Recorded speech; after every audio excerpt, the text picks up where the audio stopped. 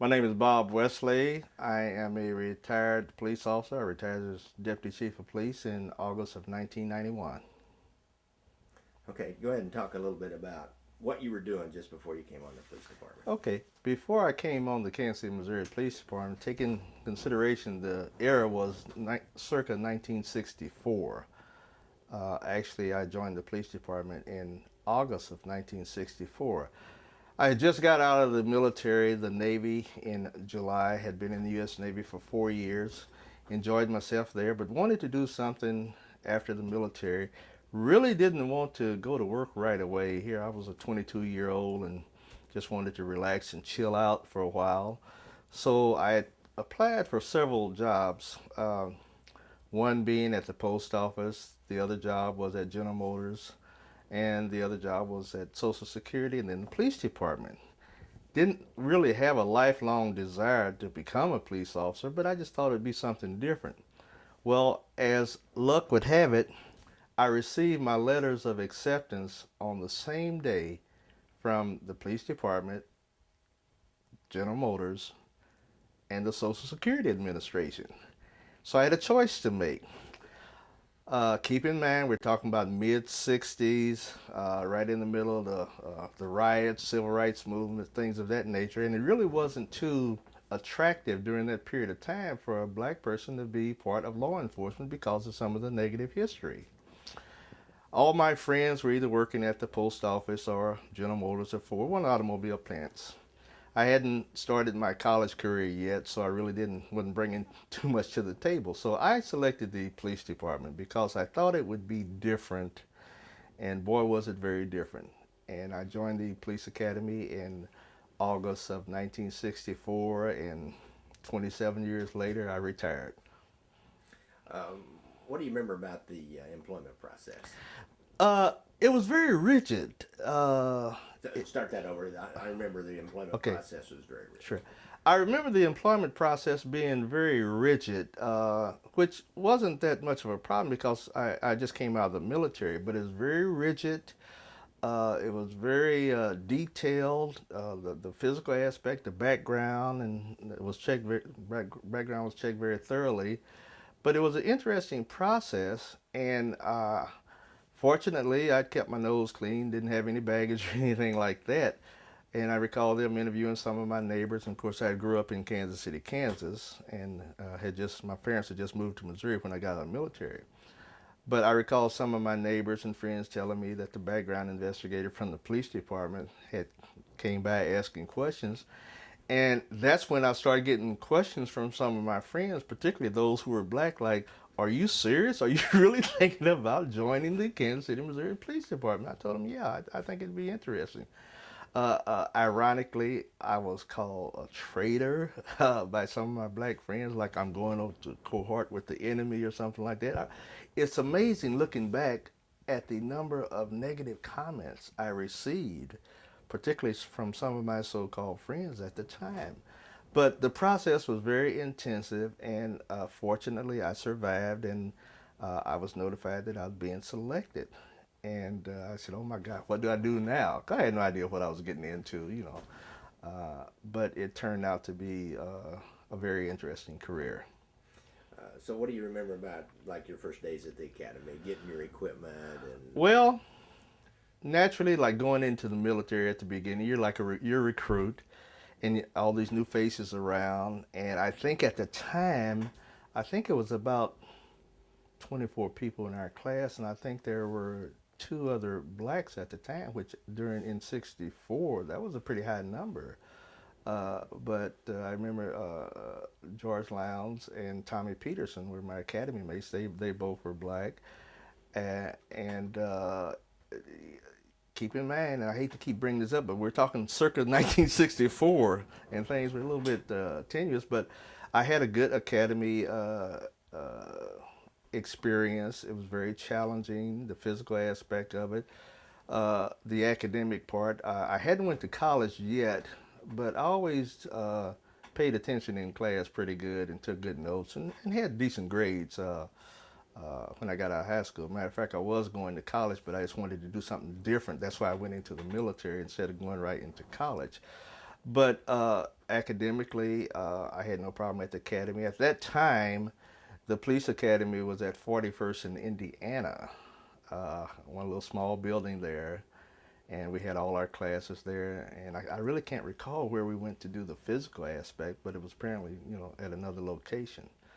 But it was a good experience. There was a lot of camaraderie with the guys in the class. And to fast forward just a little bit, when I retired 27 years later, I think it was only 5 or 6 of my academy classmates remaining. So you can see what the attrition was over 27 years. Uh, Can you name all of them? uh, I can name a few. I know Joe Colson was still there. I think he was a sergeant. Ron Robinette, I think he was a major. And I see a couple guys died. Jim Lovelady passed, and another one passed. And I think, God, a tall kid, I can't recall his name up north. But it seemed like it was about 4 or 5 or 6 of us at the max that were still remaining when I retired 27 years later. Uh, but we tried to keep in touch with each other like most academy classes do throughout their careers. But there was a lot of attrition, and in the aggregate overall, attrition is not unusual for academy classes. Most classes start with a number, and you know, 25 years later, it's lucky that half of them are still remaining. And I don't know the exact statistic, but law enforcement, for one reason or another, I don't want to say it takes its toll on individuals, but there's a significant amount of attrition in the profession. But I was one of the few that stuck around, and I enjoyed it. Had a nice career. What about your first assignment then out of the academy? Do you remember getting that? Yes, my first assignment was at the Sheffield station, which was East Patrol, when we were out on Independence Avenue. There's where East Patrol was located, and I think I was working the midnight shift. For some reason, it seemed like I called a lot of midnight shifts on the Kansas City, Missouri Police Department.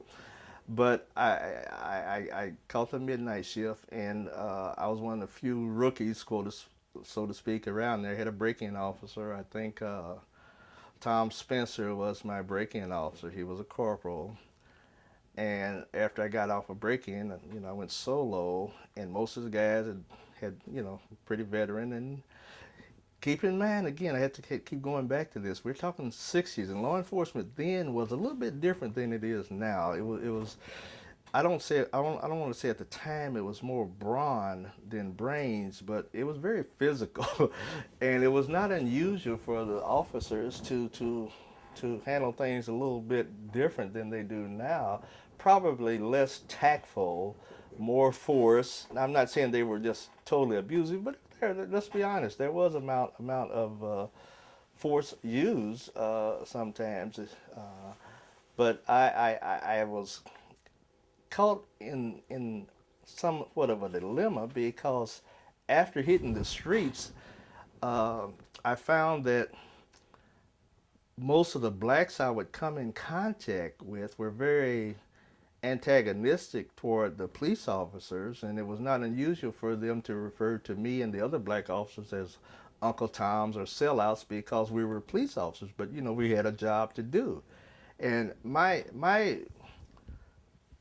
philosophy throughout the years, and I'm quite comfortable, I maintained it until I retired, was to treat all people fair.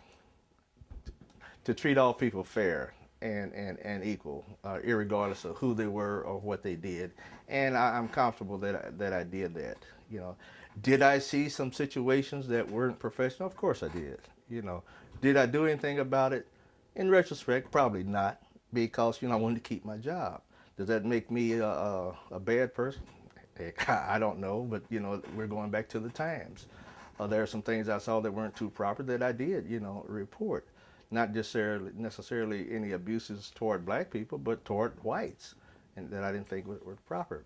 Uh, but again, we're talking a different era of policing. Uh, had I was assigned to a very high crime area of the city around 27th to 31st on Prospect, And there was so much activity there that it was not unusual for me to lead the watch in the number of arrests because of the area that I was in. I mean, there was a lot of criminal activity, so it was not unusual for me to lead the shift frequently in the number of arrests of individuals for felonies. But that was my first experience coming out of the academy. I was on the streets for probably about 2 years, and then I had an opportunity to go into investigations into the youth unit. I always enjoy working with the kids. So I transferred after about 2.5 years to the juvenile division. That's what it was called at that time. And then later changed it to the youth unit. Enjoyed working with the kids there. Uh, it was. I reflect on that assignment, and we handled juvenile traffic cases. And on every Wednesday, we got a chance to quote unquote play judge, and we'd sit in this room, and another detective would bring the juvenile offender in for a traffic violation, and we talk to them and counsel them and everything. It was not unusual for them to say, "Well, thank you very much, Your Honor." It was kind of humorous, but we were handling juvenile traffic cases like that, and well, it was probably just veiled intimidation, but we got their attention, and it worked because a lot of them didn't repeat. I mean, they were so terrified at this first experience with the criminal justice system that some of them didn't repeat. Did we have repeats? Oh, sure, there were some, but not that many. But that was one of my significant experiences working in the juvenile division at the time. We had some juveniles that were involved in some very serious criminal activities, and we'd investigate those offenses just like they were adults. You know, we talked to witnesses, talked to the parents. Uh, we really tried to get the parents to become a little bit more involved in the kids' lives. I mean, that's part of the problem now with some of the juvenile activity and criminal activity that we're having. That, yeah, babies raising babies. A lot of people don't have any parenting skills, and it's generational.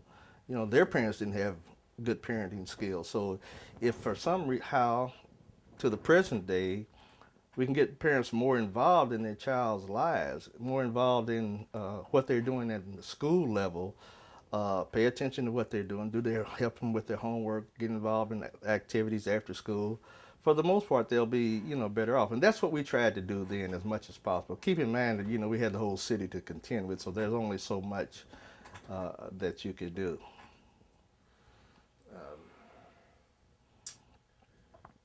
Thing else about now, is that where you got promoted out of? No, I was you went to college during that time. Sure. Why don't you talk about that experience of going to college and working too? And Okay, you were taking a full load, I think. Yeah, I came to the juvenile division in 1967, and I really wasn't interested in becoming promoted. I was comfortable doing what I was doing. I enjoyed the work, enjoyed the people I was working with. And then as years went by, I started seeing other people getting promoted, and I would do like some of the veteran cops would do. I'd say, "Oh, that's so and so. That son of a gun got promoted," And then it just dawned on me that you can't criticize people who are getting promoted. At least they're taking the effort to study and to take the test. And if you're not doing that, then you can't really criticize those individuals who are getting promoted. So then it was almost like a light came on, and I said, "Well, I haven't went to college yet." I knew ultimately I was going to go to college when I was ready. So I started college in 1970 at Penn Valley, going full time. That chair. That's okay. You could just be maybe a little more, because you're really like moving right Okay. then. It was okay before, but it was kind of steady. So Okay. you start over with. I was going to Penn Valley. Okay. I started my college experience going to Penn Valley in 1970. I was going full time, and I was working full time naturally from midnight to 8. My sergeant and lieutenant and captain in the youth unit agreed. I told them I wanted to go to college. And I said, but the only thing about it, I like to work permanent dog watch until I get through. And they said, okay, well, nobody really wants to work dog watch, but since you're doing it, I said, but I don't want to get halfway through and then you all pull me off. And they said, no, we'll let you do that. So I started Penn Valley in 1970, liberal arts track. Uh, Finished there in July of 72, and then I transferred to the University of Missouri School of Administration, and I finished there in December of 1974 with my undergraduate degree in business. At that point in time, I had a decision to make because now, armed with this newly attained educational experience and degree, I felt like I wanted to do a little bit more. And I was really seriously thinking about leaving the police department and going to do some other things because I had some offers. But I stayed for a while, and then I said, well, let me try to study for one of the promotion processes, and we'll see what happens. Because I never studied for the sergeant test. I had taken them, but I never studied. And I figured after coming through Penn Valley and coming through UMKC with honors, I shouldn't have too much difficulty passing the police promotional examination. So I studied, and I was fortunate enough to get promoted to sergeant in 1977. Uh, a month before I was promoted to sergeant, I had 3 job offers with the federal government to go into areas, but I figured that by that time I've got 13 years invested in the police department, so I may as well stay. So I made a dedicated effort at that point in time. I said, okay, since I'm gonna stay, I might as well go as far as I can. So I really threw myself in an objective to get promoted, to prepare myself for promotion. I had several when I first was promoted. I was a field sergeant at Metro, and then I was there for about a year, and then I came into homicide. And that's probably what turned my career around as a supervisor in homicide, because the homicide unit was almost like the creme de la creme, so to speak, of investigations. And I got very intensively involved with the homicide investigations, had an excellent group of detectives uh, who were homicide investigators. I mean, they taught me a lot. I doubt very seriously if I taught them anything. Can you name any of them? Yeah, Pat Stark, Floyd Smith, Billy Francis, Kenny Riddell, Les Lewis, all those guys, and they were excellent investigators. And I think I was a relief sergeant in homicide. I wasn't their main sergeant. I think was Lindale, I think. And Al Lomax was another sergeant in homicide, and I think Billy Frazier and I were the relief sergeants.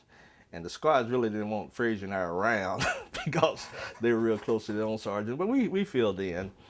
And, they really needed no supervision because the guys knew what they had to do whenever it was homicide. They knew how to follow up leads and everything. So the operation really just kind of ran itself. And for the most part, I tried to look over and supervise or assign whenever I thought I had to. But the guys were so sharp and had done it so long that it just almost ran by itself. Uh, I then got an opportunity to go to the Southern Police Institute. Before you get started into that, Yeah. what about, did you have like a mentor or anybody that helped you, became your mentor and like through the promotional process? Yeah, I tell you, I did have a mentor. I had a couple of mentors, so to speak. My first mentor was Lee Floyd in the youth unit, and then later Max King. They're both, I think Lee is deceased. I think Max is still around. But Max in particular was the one who pushed me to start getting promoted. And we had worked for a number of years, and I think he embarrassed me. He talked about me so bad about not getting promoted. But if I had to reach back and identify one person who was a mentor who started nudging me, and it would be Max King. Later on, I would say Dick Fletcher was one of my mentors. Learned a lot from him, and he would push me also. Fast forwarding, and I'll come back to where I was. But fast forwarding later on at the captain's level, I would say the mentors I had at that time were Charlie Braden and James Kiter. Not so much mentors, but I learned a heck of a lot working with them about administrative process and detail. I mean, both of them would drive me absolutely nuts with rejected reports and stuff that I would write, and I'd clean it up, and I would get them right. Even before Jim Kiter and Charlie Braden, let me back up. When I was a field officer, I had another mentor, so to speak. Now that it comes to Louis McComas, he had a reputation for being very strict on report writing, and I always thought my writing skills were pretty good. And I kept getting report and after report back from Louis McComas, red ink all over, and I said, "Oh my God, this is horrible." But he taught me a lot then. So I'm jumping back and forth a little bit. But when you ask about mentors, my first mentor, so to speak, was definitely Lee Floyd, and more so Max King as far as pushing me. And then later on, Dick Fletcher and Charlie Braden and Jim Kiter. When I left homicide as a sergeant, I had an opportunity to go to the Southern Police Institute. It's a national school for police administrators. And it was during that experience, 3 months down at the University of Louisville in Louisville, Kentucky, where a light bulb really did go on, and I was beginning to look at things a little broader. I did a graduate paper while there on the assessment centers, and it was really kind of a blessing in disguise, because when I came back, I went to the Southern Police Institute, I think in 79, and then I had an opportunity to participate in the captain's promotional process in 80. Well, I just came back from Southern Police Institute, had written a paper on assessment centers. I knew assessment centers backwards and forwards. Matter of fact, I ended up teaching them later while on the police department. And when I went through the promotional process for captain in 1980, I guess some people would call it cocky, but I was so confident. I'd studied for the test. I knew the answers in my sleep. I used to drive back and forth to work, listen to my cassettes of the reading from the books, highlighted and everything, all the policies and procedures in the books. I knew it back and forth. And then part of the process was, I think 25% was a written examination and 75% was the assessment center. Well, I just completed the Southern Police Institute, and I did research and did a term paper or grad paper on assessments, and so it was like shooting ducks. So I went into the 1980s captain's promotion process, not worrying about if I would pass it, but my only concern was I going to be in top 5 or top 3? That's how confident I was. And as it ended up, I ended up number 3. But I wasn't cocky, but I knew I had prepared.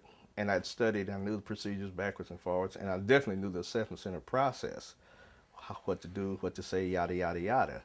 So fortunately, I was promoted to captain in May of 1980.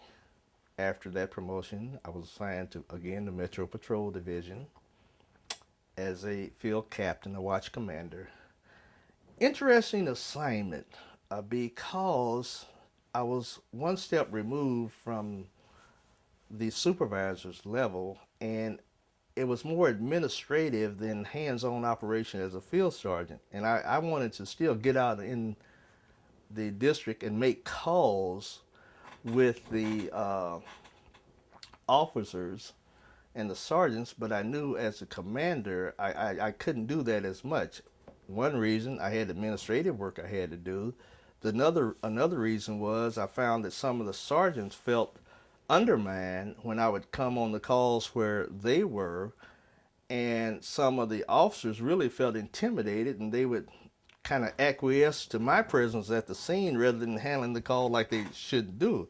So I had to really pick and choose the calls that I went on. I happened to live within the Metro Patrol Division at the time, so it was not unusual for me to be out and about and listen to calls. And sometimes I'd be off duty for the sake of discussion, and if I'm driving my car, if I hear a certain call, and they're asking for any car, it would be not unusual for me to just volunteer to go assist the officers with the calls because we were running short. But I stopped doing that after a while because I found some of the officers really were intimidated by by my presence, and I was just doing it not to try to impress anyone, but just trying to help out, the shortage. So I stopped doing that. Uh, the Patrol experience was a very interesting assignment because of the demographics of the division. You had east of Truce, most of the population was black, and west of Truce, the majority of the population was white. And it was kind of unspoken dividing line. And we tried to make sure that we were providing equal protection, equal service to everyone. And sometimes there are people who feel like you're not doing that. So that's when I first got my taste of going to a lot of community associations or community groups. I had gotten a little bit of it when I was a sergeant, going to the community groups, associations. And to just add for a minute, when I was a sergeant in homicide, I was one of the first individuals that got involved with the ad hoc group against crime, because it was during that period, 1977, when we had a lot of homicide of black females, and there was a big hue and cry from the black community about the police not diligently investigating those homicides. So a lot of resources were devoted to that effort to make sure those crimes were receiving the necessary attention. And as a byproduct, uh, the homicide detectives and supervisors and commanders, particularly the black ones, got very closely involved in the workings of the ad hoc groups against crime, in which at that time Al Brooks was directing. But we would go to the meetings and share police statistics on what we were doing, and we would participate in some of their marathons to raise money, yada, yada, yada. And we were just very much involved. There were a group of guys. I used to belong to NOBLE, the National Organization of Black Law Enforcement Executives. And we had several police commanders: Sylvester Winston, who is deceased; Lloyd DeGraff Reed, who is deceased; Henry Ward, Merlin Broniger, Julia Bush. That was kind of the core group of the NOBLE organization. We were very closely affiliated with the efforts of ad hoc. And even later, as I became a commander in homicide, a captain, I still worked very closely with homicide. But at the captain level, particularly at Metro, it was a very interesting and challenging assignment. I was very fortunate when I first made captain and was assigned to Metro. I worked for Bill Panessa, learned a heck of a lot from Bill. Bill's an old school cop, very sharp, very down to earth. Sometimes he may tell it like people don't want to hear it, but learned a lot from Bill when I worked for him at Metro. I later worked for Elmer Meyer at Metro. Again, been around for a while, a homicide investigation person. And then later on, I worked for Elmer when I was a captain in homicide. And that's when I started getting in the Jim Kiter chain of command. So to kind of back up a little bit, the commander assignment at Metro was very interesting, very challenging. Again, I was working midnights out there, and it seemed like that's the only station. For some reason, they chose to assign me. Uh, After leaving Metro as a captain, I went back as a commander of homicide, as I said earlier. Enjoyed that. Had some of the same detectives that were there when I was a supervisor. We were running anywhere from 115, 120, 130 homicides a year during that period. Very busy time, but it was good experience. Um, I recall having several high-profile cases. Norm Karen was the chief of police at the time, and we had one noteworthy homicide in particular of a federal official that was killed, and there were some questionable circumstances involving his death, which, I really don't, I won't go into great detail about that, but there were several questions about his activity, his behavior, etc. And I recall we got an early break in the case, and we were just getting ready to arrest the individuals. And I recall Chief Karen calling me and sharing with me that he was receiving a lot of heat from the media on this homicide, and do we have any leads? And I said, well, Chief, why don't you have a press conference in the morning and tell them that you have good reason to believe that this case is going to be successfully solved within the next 24 hours, and you're highly optimistic of that. And he said, "Are you kidding me?" I said, "No, I wouldn't tell you that unless I knew it for certain." I said, "Why don't you tell them that, and that'll keep them off your case for a while." And he had his press conference, and to know Norm Karen, Karen was big on image, big on publicity, and he liked to toot his horn and toot the officer's horn. So he was at the press conference, and he was talking about, yeah, but see, what he didn't know was we knew who the suspects were, and it was just a matter of time we just put it all together, or else I wouldn't have given him that kind of commitment. But he enjoyed that little bit of glory, so to speak. That was a kind of memorable experience that I had with the homicide unit, as well as a lot more. It was an assignment that really took a lot out of you, because it was nothing. It was not unusual to work 12, 14, 16-hour days, and to get called back a lot, particularly as a homicide commander, because we're having homicides occur around the clock. It was nothing. It was not unusual for me to get home at 8 o'clock at night, eat, lay down, get a call at 10 o'clock, go back out on the homicide, or come back, go back out at 3 in the morning. I mean, it was just crazy like that, and your system got used to it. And I don't know if you can ever get used to anything like that.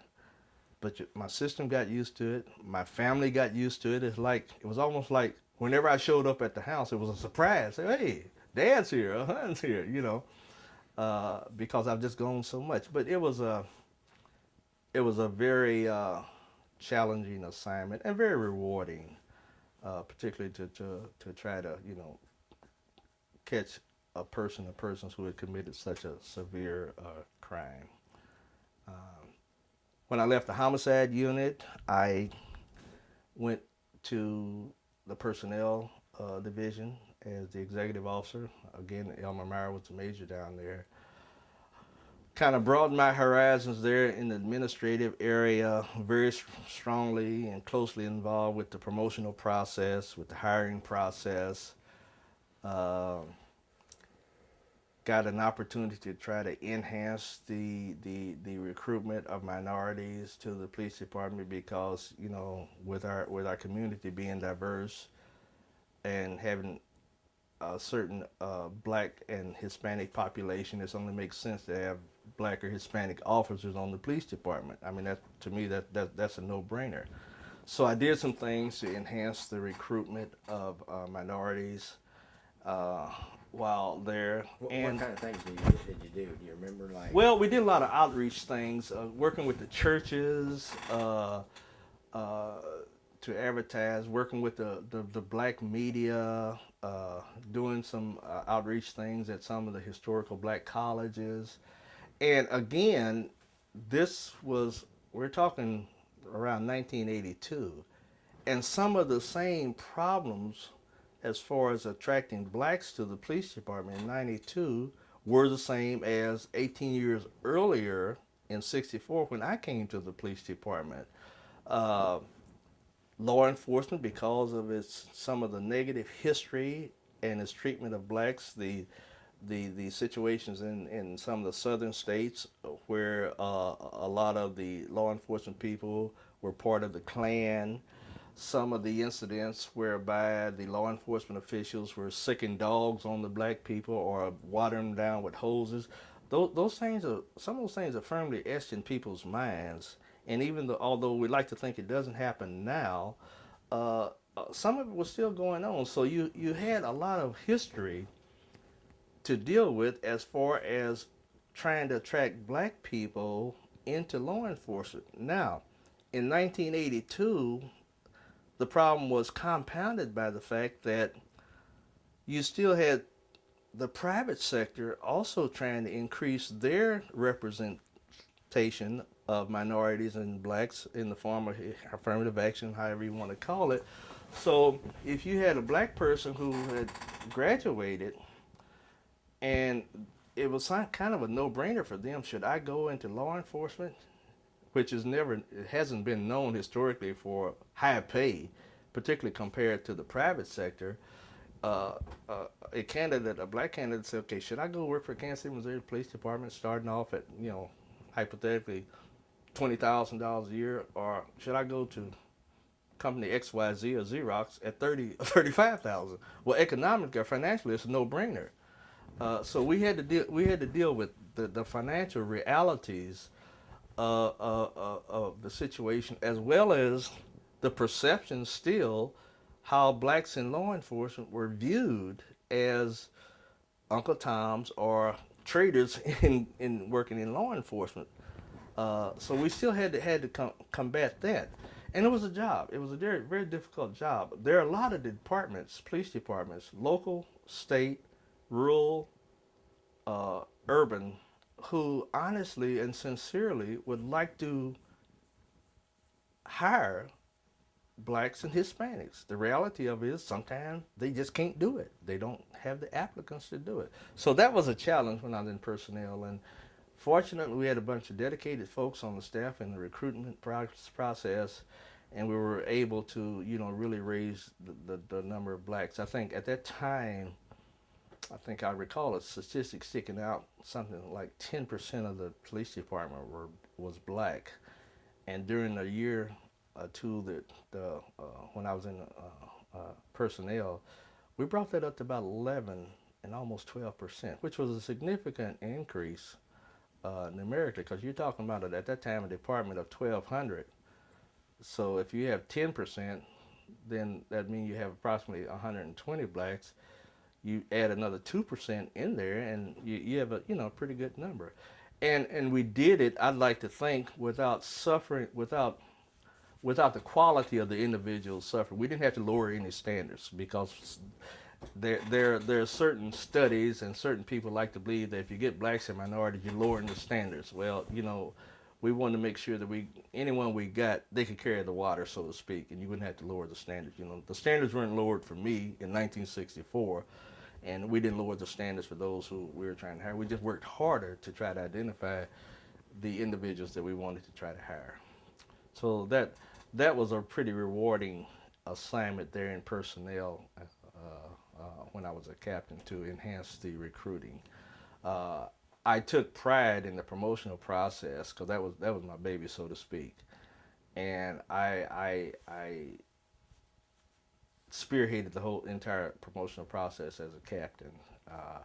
I trained some of the assessors. That within itself was challenging, because some of the assessors I trained during this session had assessed me earlier when I was a captain, or when I was trying to become a captain. Plus, some of the assessors I was training during this particular period of time were majors. We had captains and majors who were performing as in-house assessors. So I was training them, and there were some of the majors, because they outranked me, who would take exception during the training to what I was saying. And it was very subtle comments and everything. But my bureau commander at the time happened to be James Kiter. And he became aware of that, and he came out and he kind of almost, I don't say he read the riot act, but he made it clear to everybody there, who was doing the training, and to we don't want any obstacles. One of the things that I did that really went against the grain of some of the assessors, we wanted to minimize the leakage process. The leakage process being, and it's human nature, assessors have books that all the information is in. And we didn't want that in the past. They would come to training. At the end of the day, they go home and take their book home with them. So who's to say that somebody couldn't access that information? And not that we didn't trust anybody, but we wanted to tighten up the leakage factor. So I had them stop taking their books home, and that upset several of them because they were saying, "Well, you don't trust us." I said, "Well, it's not that. I just want to minimize the leakage factor and make sure it's a level playing field for everybody going through the process." So that was one change we instituted, and it did minimize the leakage process. Another thing we did was on some of the exercises, some of the written exercises,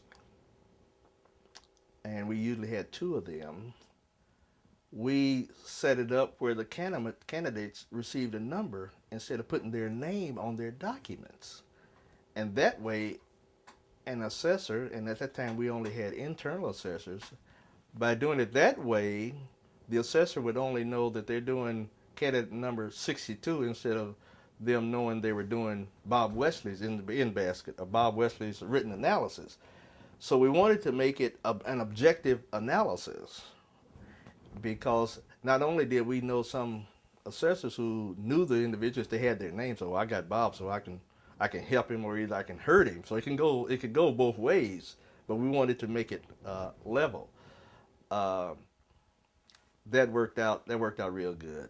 The anonymity, the randomness of the candidates assigned to the assessor, that worked out good. And ultimately, we started bringing in outside assessors who didn't know the in-house people anyway, and that helped a lot. But I kind of take pride during my stint that we instituted those particular things, the nameless assessment of a candidate's written documents, and also bringing in outside assessors to assess individuals like during their oral presentation and things of that nature. So that was probably the highlight when I was a captain in personnel. Uh, Later, after leaving personnel, I time out. Okay. Okay. Yeah. Yeah. All right, we're on. Okay. Well, I got promoted to major out of personnel, and I'll never forget the day I got a call from the chief. And my division commander, Major Meyer at the time, told me the chief wanted to talk to me, and he just shared with me he'll promote me to major. I said, "Yeah, I appreciate that. It's about time. You've been promoting everybody else, and some people weren't doing a good job, so you can't lose on me." Anyway, we had a pretty good rapport, and I was promoted to major. But I felt good at that particular point in time because prior to that, there were a couple of incidents. I don't know if they had racial overtones or not, but there was an incident wherein I had been seen, unbeknownst to me, talking to a guy who I kind of grew up with, who I knew from the neighborhood, a black guy, who was, unbeknownst to me again, under a surveillance. And I was a newly promoted captain and went by the guy's place of business one day. We chatted outside, and I gave him my card. And later turned out that he was under surveillance at the time. I also knew at the time he hadn't been convicted of any criminal offenses. But anyway, that kind of disturbed me at the time because it questioned my credibility, questioned my integrity.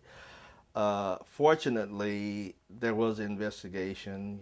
I even had to take the polygraph, which I certainly passed, and it didn't become an issue. But the stigma was still there amongst some people on the department as to what about this Wesley? Is he clean or dirty or what? Well, I got promoted to major, so that should at least resolve some of the questions that they don't promote a guy to police major if he has any integrity issues or supposedly has any integrity issues. So that made me feel a lot better.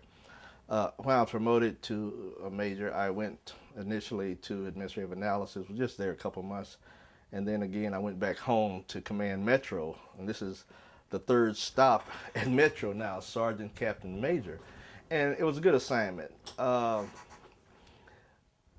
Did a lot of things, very involved in the community. At that point in time, I became a member of the board of directors for Rosebrook's Shelter for Battered Women. Really enjoyed that particular initiative for a couple of years. Matter of fact, I was one of the first male vice presidents of the board of directors at Rosebrooks. But we kind of developed a pretty close relationship between the shelter and the law enforcement community as far as providing protection for the women, for providing some X amount of secretness to the locations to help the battered women. I really enjoyed that. Metro assignment was interesting, internally or externally, and as I keep going, kept going up in the ranks, it was interesting to see the dynamics, the political dynamics, as well as the racial dynamics. Racially, I was getting increased animosity from some of the white commanders who was questioning how, all of a sudden I was moving up, regardless of my academic background, regardless of my performance. But they were questioning that, and I became privy to some racial comments by some of them, and I deflected a lot of it. But it was interesting to see that. Likewise, I was getting some antagonism from some of my black colleagues and some of my black subordinates. Now, I ran into this as a sergeant, uh, but not to the degree later as subtle as a major. But backing up several years when I was a sergeant, field sergeant, had an incident whereby two black officers came in off of the shift, and they were in the squad room just laughing and joking. And every other word was, nigger this and nigger that. And they were just laughing and joking. And their white coworkers were there, and they could hear all this. So I pulled them off to the side, and I said, look, I really wish you wouldn't use that term here because it's unprofessional. And I came from an environment similar to theirs where in the black community, it was part of the daily conversation to use that term toward each other as a term of endearment. But if a white person would use it, it's time for let's fight and just get it on. But I told the officers I didn't think it was professional, and it gives wrong signals, because if your white coworkers hear you saying that, then that they feel like that may give them liberty to say it, and then you're going to want to fight with them. So I chewed them out and said, this is just a warning, but the next time it'll be different, a little bit more disciplined. Well, unbeknownst to me, they became upset that I called them to task on it, and they start passing word, yeah, Wesley, he's Uncle Tom, he's yada, yada, yada. But I just didn't think it was professional. 3 weeks later, they were doing the same thing. I pulled them over, chewed them out, wrote them up. And that really upset them, but I figured, I needed to do something to stop this. And they really, really got upset. One of them, matter of fact, ended up quitting. It was kind of funny because we came to work one day, and he was supposed to be out in the field, and we kept looking for him, dispatcher calling, and I went to the station. He was sitting there watching TV. And I said, what's the matter? He said, I can't put up with this anymore. I know you probably mean well, but this ain't for me. And I did the normal thing as a supervisor is supposed to do. Wanted the guy, I knew he had a family, wanted him to reconsider and everything before he did anything rash and hasty. But deep down inside, I'm saying to myself, this ain't going to be no loss if he wants to quit. But I couldn't tell him that. I tell him, rethink it. Don't you take the rest of the day off, and if you still feel that way tomorrow, go ahead and resign. Well, he did resign because he said my rules were too strict. But I don't feel any pain for doing that, because I do think even then, we're talking circa 1977, I didn't think it was unprofessional, and even today it's a bit controversy with people using that term in the workplace, and we'll probably never get away from it. But jumping forward again, when I was a major, I started seeing the resistance, if you will, along racial lines. I had 2 black captains working for me out of 6 when I was at Metro. And I was always, after my early days at Sheffield with Louis McComas on report writing, after later going through the Charlie Braden, James Carter School of Review and Administrative Process, by the time I became a major, I was pretty on top of everything. I knew what I thought was proper work, proper grammar, diction, etc. And I didn't want to forward anything downtown that we didn't have together. And I had one captain in particular, black captain, whose writing skills weren't that great. And everything he sent back to me, I'd mark it up and send it back to him and say, look, let's clean this up. And he went to another one of the black captains and said, what's wrong with this guy? I mean, who's he trying to impress? And the guy told him, he said, look, that's just Wesley. He wants things right. Don't take it personally. He do that to all of us. And that was true. And I wasn't picking on him, but he started spreading rumors that, I was, using reverse racism against him. So, I was talking to my wife. I said, it's almost, you're damned if you do, you're damned if you don't. You just can't win. But anyway, I had a good tour of duty at Metro. I think we did some things, some good programs there. When I left Metro, I went back to personnel as the division commander, and really honed in again on the hiring process, in the promotional process. Did some things in research and development. I always wanted to try to give minorities an opportunity to work in specialized assignments, because I found that even though there are now certain jobs, if you didn't have a stick, so to speak, you just wasn't going anywhere. So I always throughout my career tried to give minorities, black, females, Hispanics, assistance in tutoring and mentoring to try to get into certain assignments. Did I catch some heat for doing that? Yeah, I did. Do I regret it? No, I don't, because the people I brought in were qualified. Let me back up before going to Metro. Before going to personnel as a major. I had a white officer come in one day. He was a regular street cop. He said, "Can I talk to you, Major?" I said, "Sure." He came in, he said, "I got a problem." I said, "What is it?" He said, "I've been in the field 5 years." He said, "I don't know nobody. And I'm finding out that, to go somewhere on this police department, you got to know somebody. You got to have a stick." He said, "Is there any way you could just keep my name in mind and put in a word for me here or there?" I said, "Sure, be glad to." So I did some checking on the guy. No discipline problems and everything. Good street cop and everything. The reality was he didn't know anybody. And I found out where he wanted to go. He said he wanted to go to traffic. So I called a friend of mine later on, and he got transferred to traffic. Just like that. It's just who you know. And I think he retired out there. Did a great job. And he was grateful. I've done stuff like that before. But see, a lot of white officers never knew about stories like that. And I probably had 10 cases like that. So it wasn't just the black folks that I would try to help. I guess anyone that was an underdog, because someone helped me along the way. I used to teach, even after I retired, I used to teach assessment centers to several people on the police department, several other commanders, and it was open to whites. It was white or two in our class, but I would teach some of the sergeants and captains how to deal with the promotional process. And fortunately, some of them were promoted. Some of them are still in high-ranking positions because of that experience. But anyway, I went back to personnel and did some things there. And then the most depressing thing happened around 1988 or 89. 88, I think. I was transferred from personnel to records.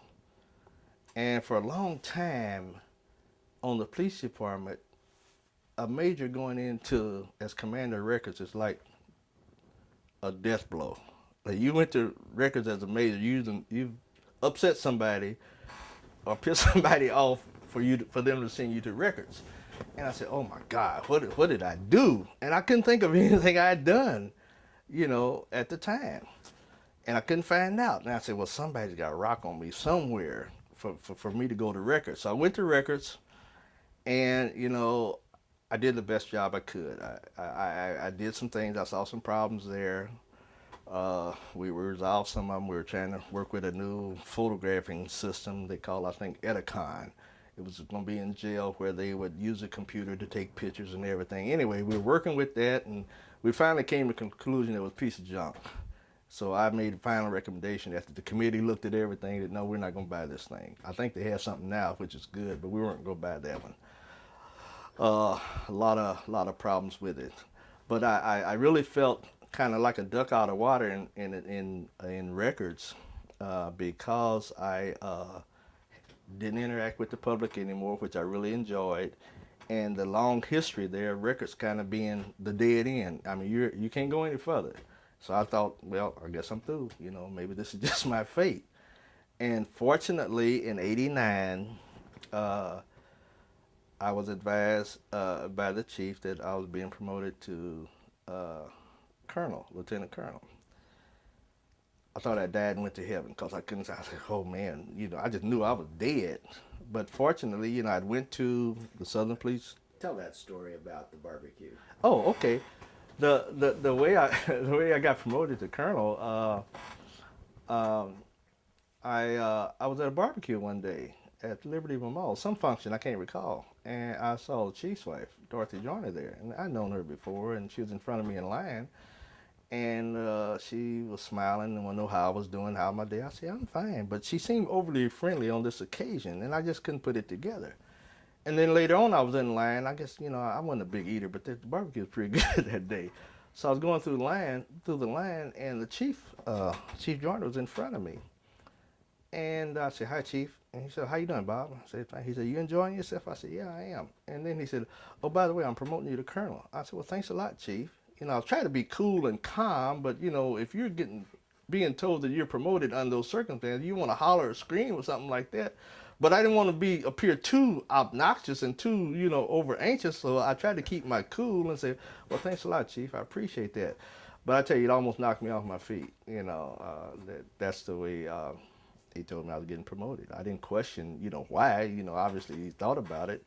I asked him where I was being assigned, and he said, "I'm gonna put you over the fiscal bureau," which was great because I got a chance to use my, you know, business background academically and my experience in managing and accounting, all that, and I took over the fiscal bureau as a deputy lieutenant colonel. They later then changed the lieutenant colonel's titles to deputy chiefs, and that's when they first started having deputy chiefs on the police department. Prior to getting promoted to lieutenant colonel, deputy chief, one of the things that really helped my educational process and my managerial philosophy about law enforcement was when I went to the Senior Management Institute for Police up at Harvard. I was selected to go up there. I really didn't want to go because I'd already went to the Southern Police Institute and went to a lot of, you know, schools of police administration. But I was selected to go. I was asked to go, and the way I was asked, it was almost like, well, you know, we really want you to go to this school. So it was an intensified school at Harvard, and the professors were from the Kennedy School of Government and the Harvard Business School, and we did a lot of case studies. As a matter of fact, 3 weeks before I went to the school, I had homework to do, case studies and everything. It was very intensive. It was probably 30 police executives from throughout the country going through it. And it was very intensive. You know, it wasn't a 3 week vacation. It was almost like a good semester of graduate work. But that really helped kind of enhance my managerial theory and philosophy and training by going through that experience. I mean, it was just an invaluable experience. You know, I wouldn't trade it for nothing in the world. And then, of course, when I came back and later on is when I was promoted to deputy chief, and I took over the fiscal bureau of the police department. Enjoyed that assignment, worked with some good people, learned a lot about the budget process, accounting, fiscal issues. We were engaged with some negotiations with the state over the police legislation. I got a chance to go to Jefferson City, and I had went there earlier as a police major, but as a deputy chief, I went there more often to lobby, if you will, some of the legislators to enhance the police pay package, the retirement package, and that was a good experience. I never thought I'd be doing anything like that, but it just came with the territory. I was still even more so removed from the operation of the day-to-day operation in the trenches. I wasn't that involved at that level with some of the community groups, but I still maintained contact with the community groups. Um, it was an interesting assignment. Again, I ran into some of the animosity, and I don't know if it was so much more animosity as than racism, but I still saw some of it even in that level, not necessarily from my peers, but from some of my previous peers at the major level when I was promoted to deputy chief. You know, everybody feel like they should be the chosen one, but you know, you only got 5 slots, you know, and only so many people can go to the party. Politics come into play, you know. I really didn't have a party affiliation. I just tried to be good to everybody, so to speak. I had nurtured some relationships with the city at the time. I knew some folks at the city. I was familiar with the major. I'm sorry, the mayor, uh, and that may have helped. You know, who knew? I never will know. But as it turned out, I just was fortunate enough to have done my homework and had a good track record when they were promoted. An interesting thing happened when I was promoted.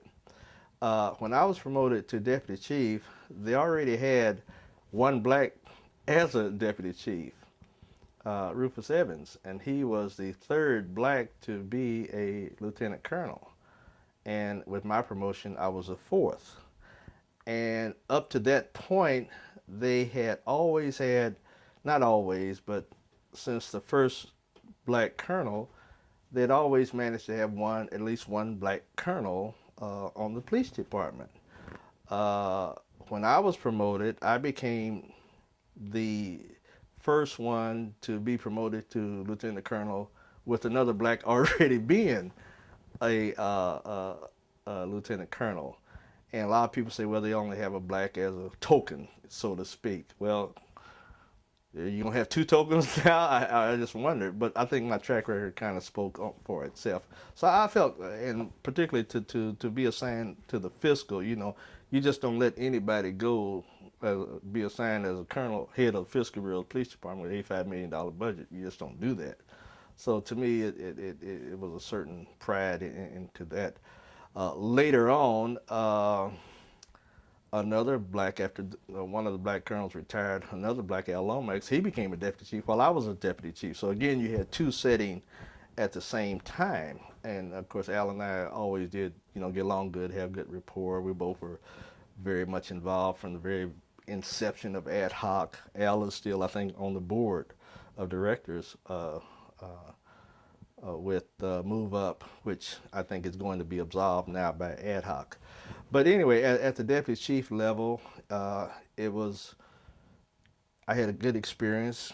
Had a chance to really set procedure, deal with policy. The board set the policy, but the commanders, you know, would, you know, massage it and try to implement it and enhance it. But it was good operating at that level because you had so much control over what happened to the police department per se.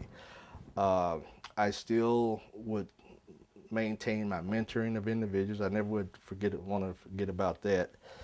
Al and I set up a mentoring program earlier for blacks because we looked down the road and we knew that, you know, wouldn't be long before our class, if you will, of black commanders were going to get out of here, do the mandatory retirement, and you know, you had to have someone else come in. So we saw that, and we did whatever we could to try to train individuals to be prepared, both academically and experience-wise, to move into those slots. And that happened for the most part, and it's happening now.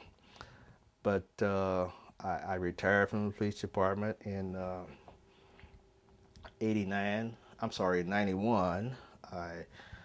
I had a itch to go to law school, and I fulfilled that itch for a while, and I got sick, and I decided, no, this is not for me. And I later went into the government, federal government, doing some things with the Community Relations Service as a mediator and trainer. and now currently with the U.S. Marshals as a trainer and working in some EEO discrimination areas. And that kind of brings us up to date, so to speak. You know, one question I had during the thing was, because I remember this. I went out and I got assigned to do some surveillances on something. I don't remember what now on that. When all the black women were getting killed and ad hoc first came up, and there was police department was